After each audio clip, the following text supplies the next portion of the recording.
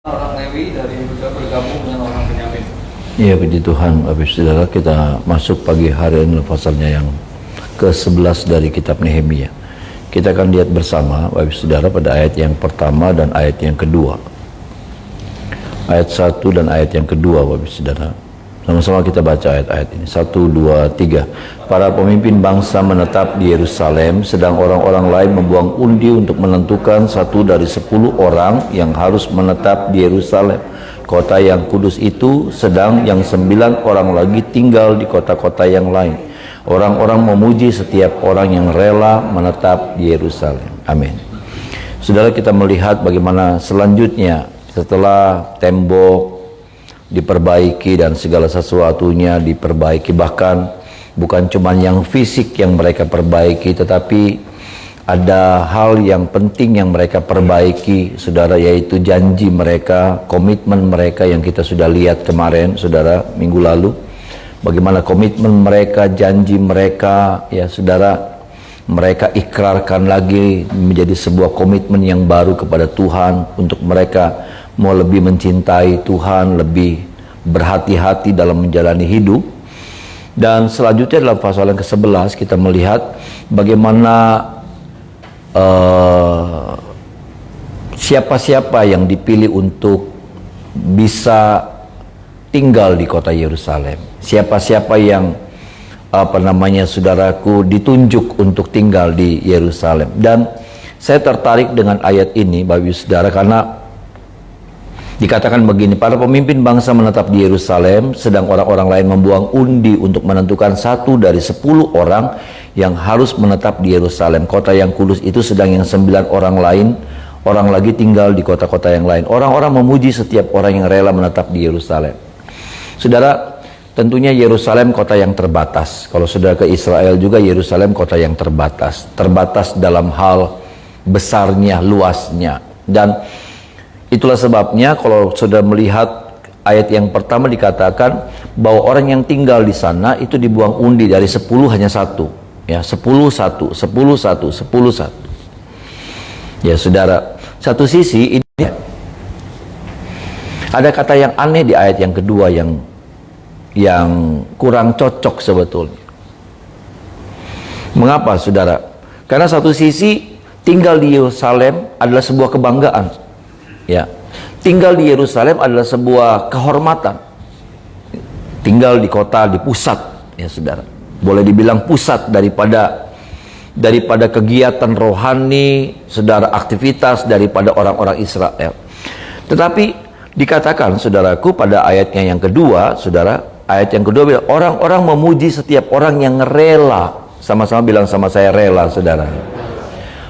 Nah, inilah yang membuat saya kurang cocok gitu, saudara. Ya, siapa sih orang yang nggak rela kalau dapat penghormatan? Iya kan? Siapa sih orang yang nggak rela kalau mendapatkan sebuah sebuah keistimewaan? Setiap kita mau. Setiap kita bahkan mengejar hal itu. Setiap kita mengejar yang namanya kehormatan itu. Tetapi ada sesuatu, saudaraku, yang menjadi pelajaran buat kita sebetulnya. Bagaimana dikatakan orang-orang memuji setiap orang yang rela menetap di Yerusalem. Kenapa? Karena satu sisi, saudara, yang saya lihat, satu sisi tinggal di Yerusalem adalah sebuah kebanggaan. Satu sisi tinggal di Yerusalem adalah sebuah kehormatan. Satu sisi tinggal di Yerusalem adalah orang-orang pilihan. Tapi sisi yang lain, Bapak Ibu Saudara, ini yang kita harus perhatikan. Sisi yang lain, orang-orang yang tinggal di Yerusalem itu punya risiko yang besar. Sama-sama bilang sama saya, risiko, saudara. Iya. Punya tanggung jawab. Kenapa? Karena Yerusalem adalah tempat atau pusat di mana sasaran musuh itu bekerja. Orang mau mengalahkan Israel, kalahkannya Yerusalem. Sampai pada zaman zaman perang salib, saudara, kalau sudah melihat Yerusalem menjadi sasarannya, mereka bisa merebut Yerusalem, artinya mereka bisa merebut itu yang namanya Israel, tanah Israel. Artinya, saudara, yang saya mau katakan, bagaimana orang yang tinggal di Yerusalem memang punya risiko yang besar. Itulah sebabnya dikatakan pada ayat yang kedua, orang-orang memuji setiap orang yang rela. Benar ada kehormatan, benar ada kepujian, sudah benar ada apa ya saudara? Ada sesuatu yang lebih yang diberikan pada mereka pada waktu mereka terpilih bisa tinggal di Yerusalem. Tapi sisi yang lain mereka tahu dan semua orang tahu, makanya dikatakan mereka rela menetap di Yerusalem. Kenapa? Waktu mereka tinggal di Yerusalem ada kebanggaan, ada kehormatan, tapi juga ada resiko yang besar sekali. Peperangan itu dimulainya di Yerusalem.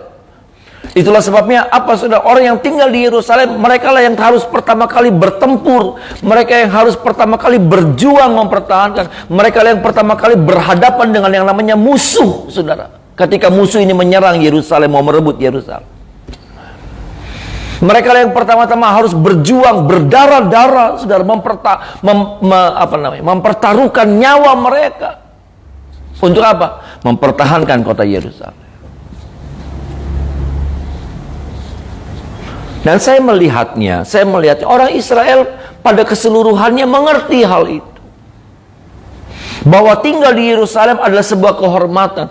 Tinggal di Yerusalem adalah sebuah kebanggaan tersendiri. Tetapi di sisi yang lain, tinggal di Yerusalem punya risiko yang besar. Tinggal di Yerusalem adalah sebuah saudara? Ya, sesuatu yang berbahaya. Sesuatu yang mengancam. Ketika daerah-daerah yang lain masih aman, tapi Yerusalem jadi pusat sasaran daripada kerajaan-kerajaan musuh Israel untuk mengalahkan Israel. Yerusalem yang pertama kali harus digempur. Dari cerita ini sebetulnya saya mau bilang begini, saudaraku. Dari semua apa yang kita inginkan, saudara, apakah itu keberkatan, apakah itu kemuliaan, apakah itu jabatan, apakah itu apa saja, keberhasilan. Betul, saudara. Tapi tahukah saudara bahwa di dalam semua yang kita dapatkan ada resiko yang harus kita ambil. Ada resiko-resiko yang harus kita hadapi. Bahwa berkat, kemuliaan, jabatan, saudara, promosi dan lain sebagainya itu, pemakaian Tuhan, betul, tapi jangan cuma lihat itu hanya sekedar sebuah kebanggaan pribadi, hanya sebuah kemuliaan yang Tuhan berikan. Tapi sisi yang lain, saudara, saya dan saudara harus sadar bahwa di balik semuanya itu juga ada sebuah risiko dan tanggung jawab. Bisa bilang amin, saudara? Ada risiko, ada tanggung jawab. Mereka tinggal di Yerusalem, mereka memikul tanggung jawab yang lebih besar daripada orang-orang yang tinggal di daerah-daerah yang lain. Mereka harus saudara? Mereka harus pertama kali berhadapan dengan musuh. Mereka lah yang memiliki tugas untuk menjaga Yerusalem.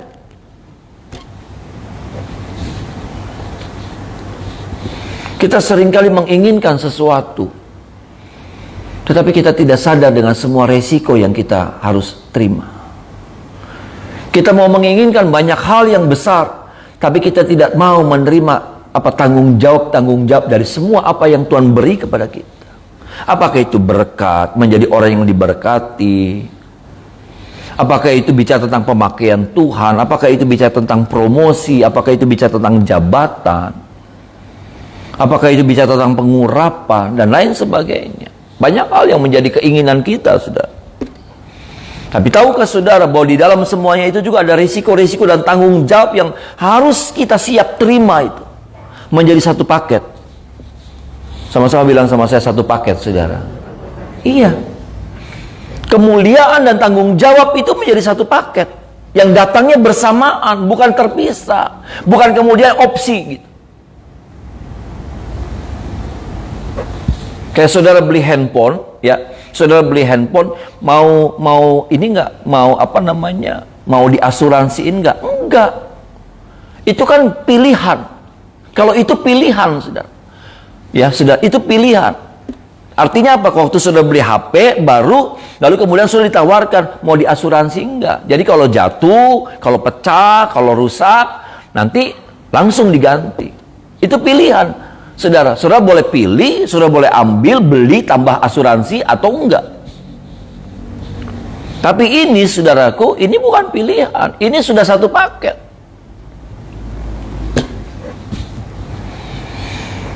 Nah, ini yang seringkali kita nggak ngerti. Kita mau berkatnya, kita mau pemakaian Tuhannya, kita mau jabatannya, kita mau promosinya.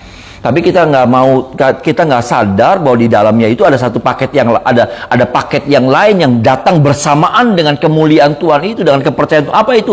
Tanggung jawab. Sama-sama bilang sama saya, tanggung jawab, saudara. Iya.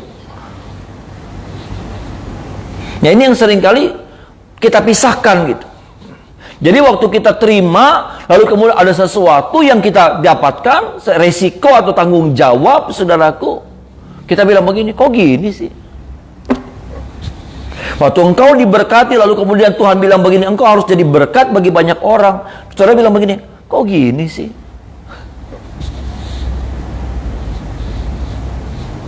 Ketika engkau diberkati, lalu engkau dibilang, Tuhan suruh engkau memberkati pekerjaan Tuhan, lalu saudara bilang begini, kok gini sih? Ketika engkau diangkat, diberikan sebuah jabatan sama Tuhan, dengan lalu kemudian engkau menghadapi yang namanya resiko, tanggung jawab, saudaraku, sibuk mikirin orang, saudara, bantu orang, nolongin orang. Lalu saudara bilang begini, kok jadi saya sih?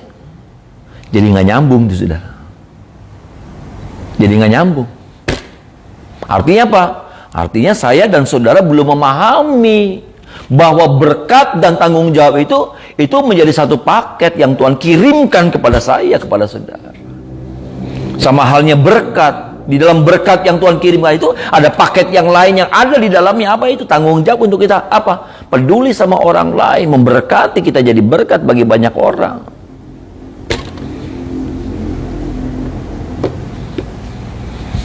Sampai di sini, saudara, pemahaman saudara seperti apa? Adakah kita cuma masih berpikir bahwa tinggal di Yerusalem, saya pengen, semua orang pengen tinggal di Yerusalem. Buat saya membayangkan setiap orang pengen tinggal di Yerusalem.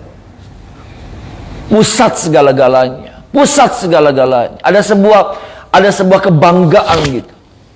Kayak saudara tinggal di Jakarta. Kalau saudara tinggal di Jakarta, kayaknya tinggal di mana? Jakarta beda.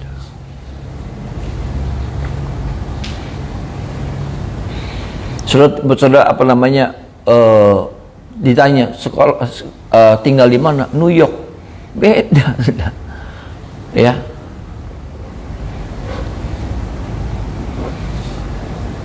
Beda. Tapi apa? Bukankah di dalamnya ada sebuah tanggung jawab, ada sebuah kesulitan, saudara?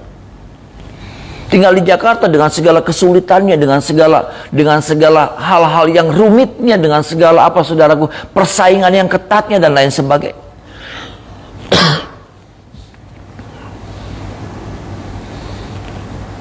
Kita tinggal di kampung lebih enak.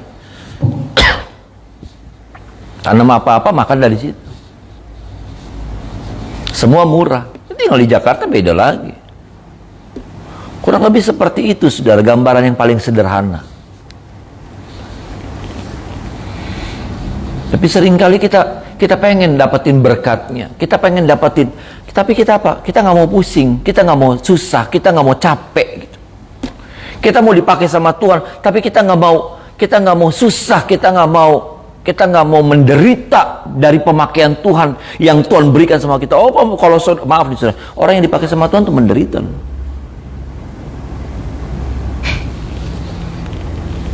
Nangkepnya agak aneh kan, saudara? Orang yang dipakai sama Tuhan itu menderita loh.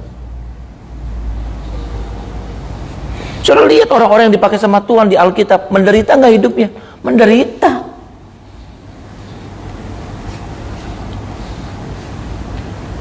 Ada tanggung jawab, ada proses yang berat untuk supaya jadi seperti itu, diproses dulu sama Tuhan. Dan ketika dia juga naik, diproses lagi, dia mesti tanggung banyak hal, saudara.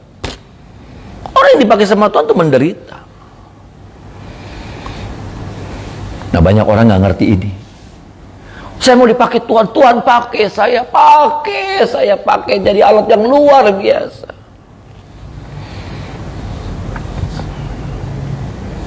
Maaf nih, saudara, kalau saudara dipakai jadi alat yang luar biasa, artinya gini, saudara harus siap menangani hal-hal yang berat. Iyalah, saudara. Jadi hal-hal yang berat, kalau ada hal-hal yang berat, Tuhan nggak pakai orang lain, pakainya saudara. Kayak mesin berat tuh, saudara. Mesin apa namanya, traktor yang ini. Kalau yang lain nggak bisa nanganin, nggak bisa ngangkat batu itu, pasti pakai alat berat yang satu ini, yang memang mampu. Artinya kan begitu. Yang lain nggak dipakai buat ngadepin yang berat, yang sulit, tapi alat ini yang dipakai untuk nanganin, untuk ngangkat kah, untuk ngedongkel kah, untuk beresin kah, untuk ngeruk kah. Kita pengen dipakai jadi alat yang luar biasa, tapi yang remeh-remeh. Ya kan? Yang remeh-remeh. Jadi aneh, saudara. Kalau mesin-mesin yang gede itu, yang hebat-hebat itu, saudara, Caterpillar lah, Komatsu lah, kayak gitu, Kobelco. Lalu nanganinnya cuma nanganin yang ngayak, buat ngayak. Enggak, mereka ngadepin medan-medan yang berat, mereka ngadepin proyek-proyek yang kasar, saudara. Kenapa orang-orang pakai merek-merek? Kenapa? Kerjanya kerja keras. Ya, kerjanya kerja keras, kerjanya kerja berat sekali. Dan mereka mampu menghadapinya, mampu kuat gitu, saudara. Rusaknya tuh sulit rusak. Enggak dipakai berapa kali langsung rusak.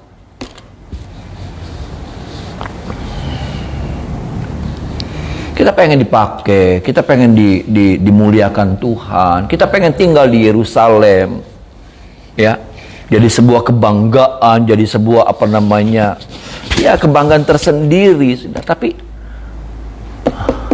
kita nggak mau ngapa-ngapain gitu, kita nggak mau ngebela, kita nggak mau melindungi, kita nggak mau mempertahankan, kita nggak berani seperti itu. Habis. Makanya apa? Ada kata di sini yang rela. Ini kata yang agak nggak nyambung, saudara. Kalau kita bicara tentang kebanggaan, kalau kita bicara tentang kemuliaan, kalau kita bicara tentang diberkati, nggak mungkin kita nggak rela. Tapi kata ini masuk di dalamnya. Ini satu kata yang nggak nyambung. Tapi sebetulnya setiap keberkatan, setiap pemakaian Tuhan harusnya ada kata ini dulu nih, saudara. Artinya begini, waktu saya mau dipakai Tuhan, saya rela nggak ngadepin hal-hal yang rumit, hal-hal yang sulit? Saya rela nggak?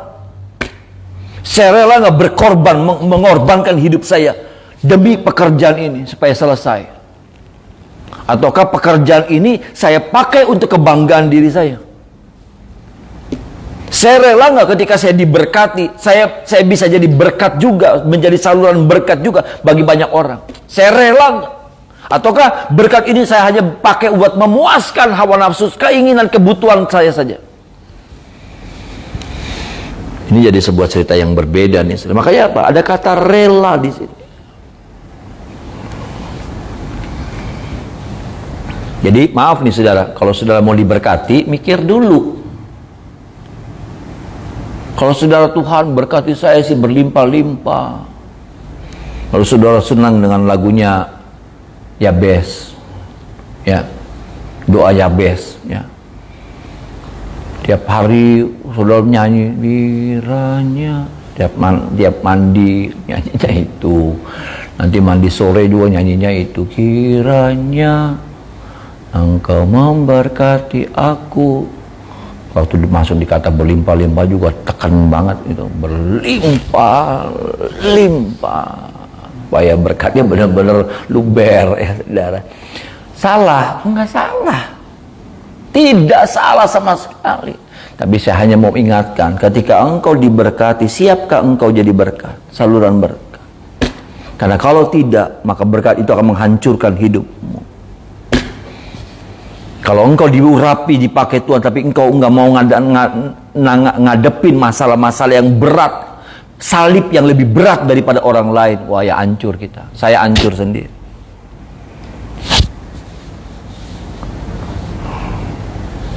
Kalau pemakaian Tuhan cuma buat kesombongan buat saya, supaya saya bilang begini, saya lebih tinggi daripada kalian, saya lebih hebat daripada kalian, wah, ya hancur saya. Hancur.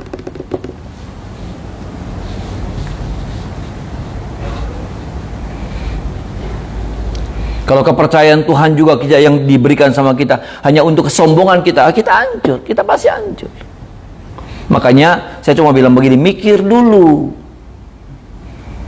Mikir dulu, paling tidak firman ini jadi sebuah perenungan buat setiap kita.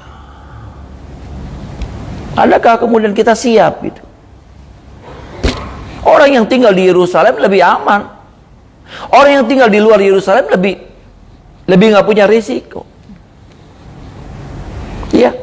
Orang yang tinggal di luar Yerusalem lebih, ya memang tidak ada kebanggaan, tapi ya hidup enak gitu, hidup lebih nyaman, hidup lebih, ya nggak perlu yang namanya mumet-mumet. Aduh, saudara.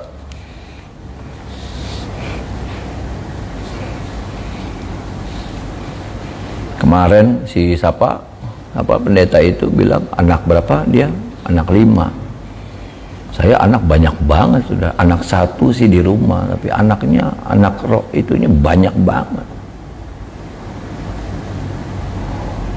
Ngadepin jemaat aja juga kalau bukan karena pertolongan Tuhan, kayaknya udah piansui. Ya iyalah saudara. Maaf nih saudara. Ada baik ini lagi apa? Namanya ngadepin sinode.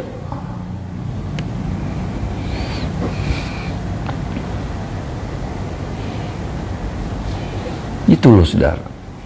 Maksud saya, iya saya dapat pengangkatan Tuhan. Betul, terima kasih sama Tuhan. Saya dapat sesuatu yang Tuhan gak berkasih sama orang lain. Kasih sama saya, puji Tuhan. Terima kasih sama Tuhan. Tapi apa? Tapi sisi yang lain, beban yang ada sama saya berkali-kali lipat dari beban yang ada sama saudara. Beban yang ada sama saya lebih berkali, berpuluh, beratus-ratus, beribu-ribu kali lipat dibanding apa? Dengan beban yang ada di hamba-hamba Tuhan pada umumnya.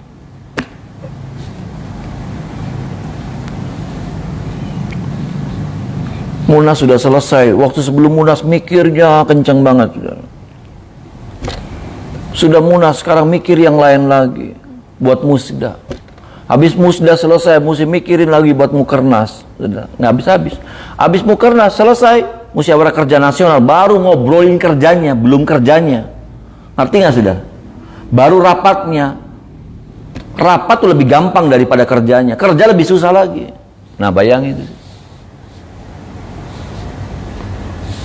Jadi baik-baik sama saya, yang sudah jangan bikin keki, maksud saya segitu, jangan suka nyebel-nyebelin gitu saudara. Jangan kalau saya pergi, terus saudara bilang, pergi terus Pak, jalan-jalan plesir terus. Tak jewer sama saudara.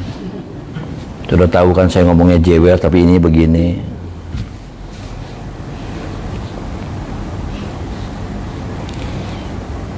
Iya. Baru itunya aja udah puyeng, apalagi nanti program, masuk di programnya, melaksanakan programnya. Waduh. Belum lagi mungkin ada masalah, ada apa lagi, aduh.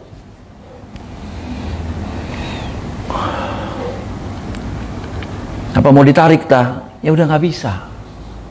Ditarik, dilepasin. Kalau mau enak sih begitu, dilepasin. Nanti lama-lama jadi gembala juga dilepasin. Waktu dulu saya pernah sempat berpikir, dalam keadaan yang tertekan sekali, saya cuma bilang begini, aduh udah saya nggak mau jadi gembala lagi, saya mau pergi baik ke Soe, ya ngegembalain baik berapalah 10 orang kah 15 orang di Soe nggak apa-apa guys, ya sambil melihara babi, melihara sapi. Maaf nih saudara, iya pikiran itu pernah muncul loh saudara. Kalau ada sebuah tekanan yang begitu hebat, saya cuma bilang begini, udah ya dadah ya, maafin nih saudara ya, saya permisi nih. Ada terlintas begitu. Artinya apa? Melepaskan tanggung jawab. Tapi bukan itu. Bukan berarti seperti itu yang harus kita. Orang yang tinggal di Yerusalem waktu tekanan itu datang, lalu kemudian bilang, mau tinggal di Yerusalem lagi, keluar dari Yerusalem. Ya bisa sih saudara. Makanya apa? Kalau saudara melihat ayat ini, saudara, seorang orang memuji setiap orang yang rela. Karena satu sisi mereka pengen, tapi satu sisi apa? Aduh berat ya. Nah, orang menyadari tentang tanggung jawab seperti itu. Jangan cuma minta berkat Tuhan, berkati saya, berkati saya. Mikir nggak sudah? Pernah mikir nggak sudah? Waktu sudah diberkati, itu sebuah tanggung jawab yang nggak gampang. Saudara harus bisa mulai nyisihin buat pekerjaan Tuhan, mulai bisa nyisihin buat bantu keluarga yang berkekurangan. Maaf nih saudara.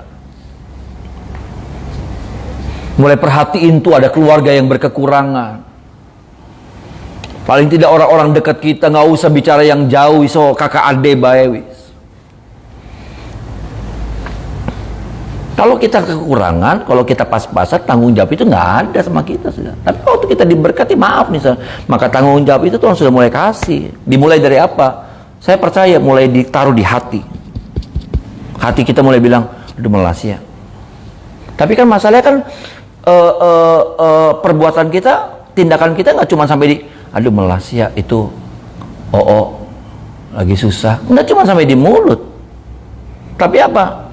Nah, mulai ambil pergiku ke ATM, mulai tanya tuh WA, nomor rekening berapa, ya gitu, mulai kayak gitu sudah, ya, adek, ya. Waktu engkau hidup pas-pasan, nggak ada tanggung jawab engkau untuk membantu orang tua, ngidupin orang tua, mikirin kesehatan orang tua, bawa ke dokter. Tapi waktu engkau diberkati, maaf nih sudah, tanggung jawab itu mulai ada di sini. Jangan dibagi lagi sama yang lain. Jangan dibagi lagi sama yang lain. Jadi pira ya bagi rata baik, bagi rata priben. Bagi rata saudaranya jauh ekonominya lebih tinggi, masih bagi rata sama orang yang kerja, jualan gorengan, keluarga yang lain. Bagi rata baik ya, 10 juta cap tiaw ya. Jadi pira 3 jutaan ya nggak adil. Otak dipakai sudah, sama hati ini dipakai, sama pengertian firman dipakai. Bisa bilang amin sudah. Maaf nih sudah, saya agak kasar. Nggak mungkin, nggak fair. Kalau saya diberkati lalu kemudian saya bilang ini bagi 3 ya. Ya kan kita kakak adik, bagi 3 ya. Nggak bisa bilang begitu, itu namanya nggak adil. Karena berkat Tuhan, Tuhan tahu dalam hidup saudara.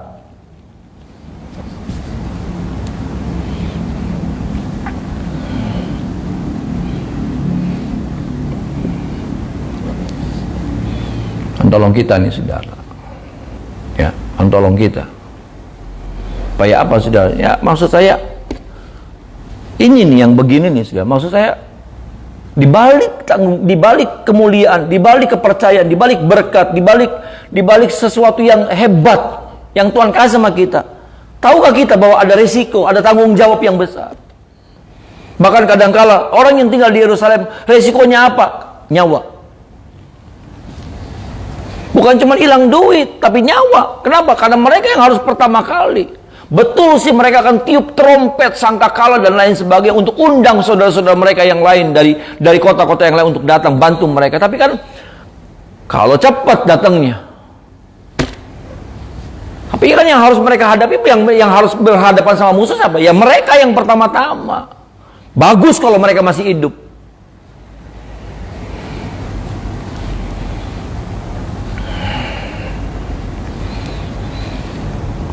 Nggak ada tujuan apa-apa sih saudara. Saya cuma ngelihat ini jadi sesuatu yang baik untuk kita renungkan bersama. Ya, saya juga bingung waktu daftar penduduk Yerusalem apa yang mau dihotbahin. Tapi Tuhan ingatkan saya sama hal yang ini. Bahwa tinggal di Yerusalem adalah sebuah keinginan semua orang. Tapi tinggal di Yerusalem juga ada sebuah tanggung jawab yang tidak mudah. Orang ngerti. Dan saya bersyukur lagi nih, orang Israel ngerti itu. Makanya apa? Ayat yang kedua lalu bilang, orang-orang memuji setiap orang yang rela menetap di Yerusalem.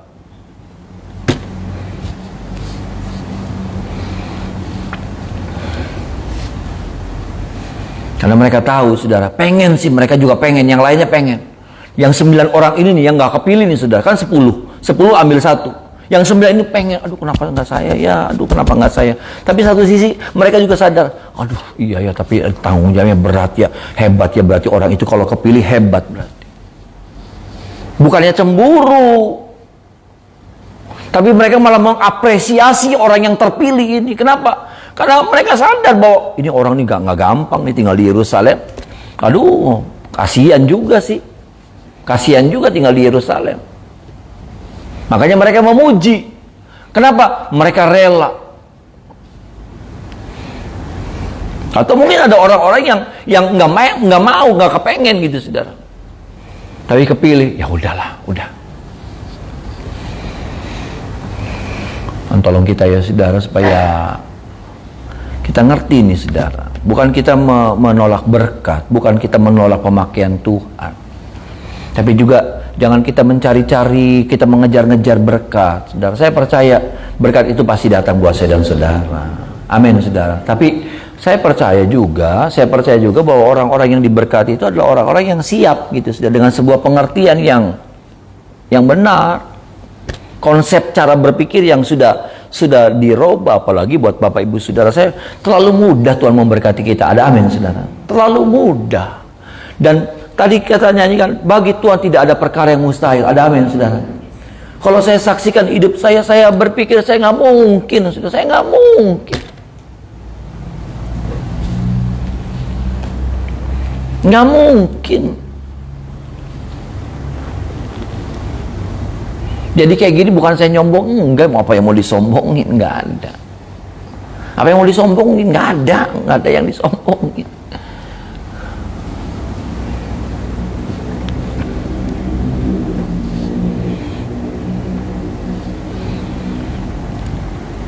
Saya nggak bisa apa-apa. Saya cuma bergantung sama Tuhan saja. Saya cuma belajar ya, ngikutin. Saya cuma belajar jadikan Tuhan itu raja dalam hidup saya. Dia bisa ngapa-ngapain hidup saya. Dia bisa ngapa-ngapain. Dia bisa potong saya kapan saja. Dia bisa sambung saya kapan saja. Dia bisa ngapain, terserah Tuhan. Saya belajar seperti itu. Betul, sudah. Saya selalu belajar berkata iya atas setiap apa yang Tuhan bilang sama saya. Saya selalu belajar bilang iya Tuhan. Itu aja. Kalau bicara tentang kemampuan, aduh, nggak bisa. Makanya saya bingung, saya dipercayakan di sinode, saudara. Mimpin rapat saya nggak ngerti, saudara. Nanti saya mesti tanya sama Ariel, terus pribadi. Nggak ngerti. Khotbah saya bisa, bikin sambutan saya nggak bisa. Aneh kan, saudara? Bikin sambutan tuh nggak bisa. Mulainya dari mana nggak ngerti. Saya minta tolong Ariel. Ariel yang bikin sambutan. Sambutan kenegaraan. Sambutan kenegaraan Ariel yang bikin. Saya nggak ngerti. Nanti Ariel bilang, cocok nggak Om? Cocok.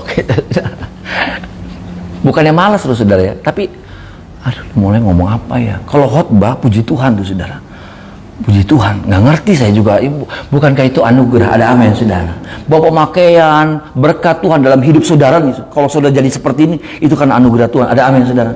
Kalau bicara orang pintar, maaf nih saudara, orang lebih pintar dari saudara banyak, orang lebih lihai, lebih cermat gitu, lebih apa gitu, ya apa itu hitungannya banyak, banyak. Nah, saya nggak ngerti kenapa Tuhan bisa, ya saudara kayak gini nih, saudara ya.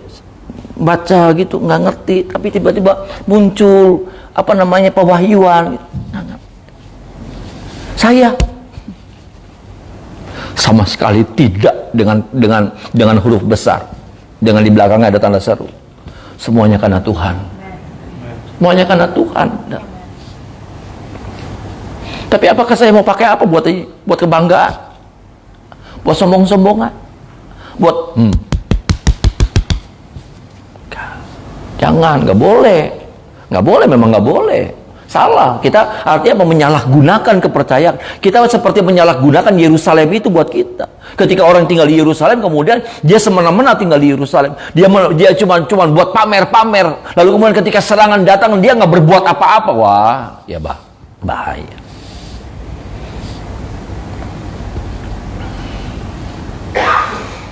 Di dalam kepercayaan yang Tuhan percayakan sama saya, ada kebanggaan. Tapi buat saya, ada orang bilang begini, kapan ucapan syukurnya? Buat saya mah nggak pantas, saudara. Maksud saya, bukan saya nggak pantas ya. Ya, apa ya? Kayaknya nggak usah kayak gitulah. Ya. Ucapan syukur, bikin ibadah gede-gedean gitu. Ya kayaknya enggak lah ya, saudara. Karena buat saya ini tanggung jawab ya, saudara. Orang kerja. Orang kayak lagi diutus kemana di itu tuh pegunungan Jayawijaya gitu ya, yang bakalan ketemu sama KKB ya. Ya saudara, lalu kemudian ucapan syukur itu resikonya lagi gede, ucapan syukur. Yang di benak saya sih nggak ada itu, nggak ada kebanggaan. Betulan yang ada di benak saya sih cuman bagaimana saya harus bekerja, bagaimana saya harus bekerja. Nah, saya bersyukurnya ya sekarang nih saudara, dengan apa namanya, dengan COVID ya, saya bisa ketemuan rapat kapan saja. Kalau dulu kan kalau mau rapat, saudara bayangin, kalau mau rapat kita mesti hadirin itu orang seluruh Indonesia, pengurus yang ada di Medan, yang ada di Papua, yang ada di Manado, mesti kumpulin, berapa aja biayanya. Sekarang mau tiap malam rapat Zoom juga ayo baik. Kalau waktu dulu mesti mikirin pesawatnya, mesti mikirin hotelnya, mesti mikirin konsumsinya, sekarang mah mangan dewek-dewek. Baik. Ngopi, ya ayo sama-sama kita ngopi dewek-dewek ya, ayo silakan dimakan, ayo silakan, jangan malu-malu, mangannya gitu panganan sing istri dewek-dewek ya kan, ya silakan selamat tidur ya, us turuin yang ranjangnya dewek-dewek maning ya saudara, kamar dewek-dewek ya saudara. Dulu saudara, waduh mesti dikumpulin, mesti bikin hotel kayak gini. Makanya saya bilang jangan banyak itu, jangan banyak rapat onsite yang udah nggak perlu. Rapat Zoom meeting aja, rapat onsite itu terakhir aja, sekali udah selesai, habis itu langsung action. Kita udah rapat-rapat berkali-kali ya, ketemu di mana, di Bandung, nanti ketemu di Jakarta, nanti ketemu di Surabaya. Udah puji Tuhan ya, udah beres ya, rancangan udah sempurna. Lagi pengen kerja, duitnya wis langka. Iya kan saudara? Nah kebanyakan kayak gitu tuh saudara, organisasi tuh. Organisasi kayak gitu, rapat bagus-bagus, wah ya dia bahas lagi, dievaluasi lagi. Oke ya, start ini, kita mulai dari bulan ini begini, ini. Itu serangga. Ya Tuhan tolong, saudara juga bantu doa ya saudara buat saya, supaya saya dikasih kemampuan. Tugas saya tuh nggak gampang saudara, beneran. Jadi kalau saya agak rada kenceng-kenceng matanya, ya rada itu tegang, jangan kesinggung, jangan pagem lagi cutek ya. Ngertiin ya saudara, rada ngertiin ya, berarti lagi banyak pikiran tuh saudara, bukan lagi banyak masalah, lagi banyak yang mesti dipikirin ya. Doain ya saudara, doain supaya saya dikasih hikmat, dikasih kemampuan sama Tuhan. Amin. Mari kita menyembah Tuhan saudara.